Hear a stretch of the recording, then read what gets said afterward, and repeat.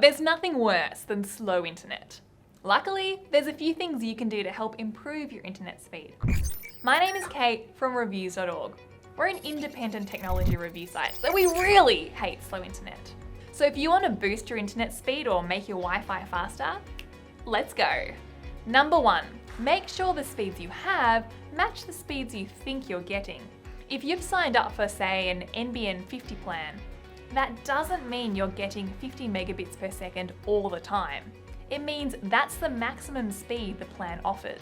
You need to look at the typical evening speeds, that is, the speeds during peak internet congestion time, around 7 PM to 11 PM.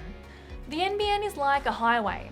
The more people who use it, the more congested it is, the slower you travel. Number 2, you also need to make sure you have the right NBN speed tier for your needs.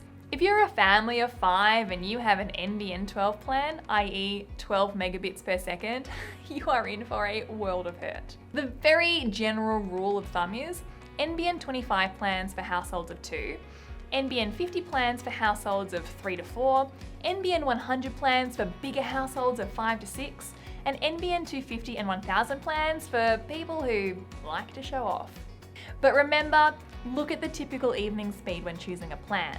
Now, if it's not your internet plan that's the issue, try updating your devices. If you're one of those people who clicks "Remind me later" every time your phone wants to update, this is for you. Make sure your devices all have the best chance for success. You could try downloading an ad blocker so that internet pages load faster as well. It's also worth doing a speed test if you haven't already.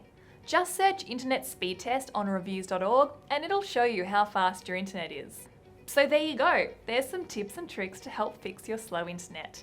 Make sure you have the correct connection speed, update your devices, download an ad blocker, and do a speed test.